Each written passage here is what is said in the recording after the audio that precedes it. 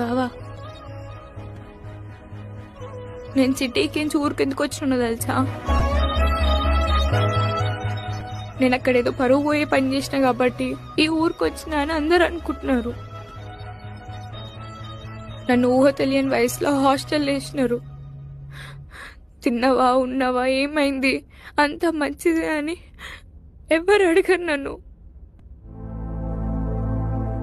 అమ్మ ఎట్లా చూసుకుంటుందో, నాన్న ప్రేమ ఎట్లుంటుందో అవన్నీ ఏం తెలియదు బావ నాకు. నేను ఏడవని రోజంటూ ఉండదు బావ హాస్టల్లా. పైసలుంటే వచ్చే దోస్తులు, లవ్వు లవ్వు అని ఎంట పోరగాళ్ళు.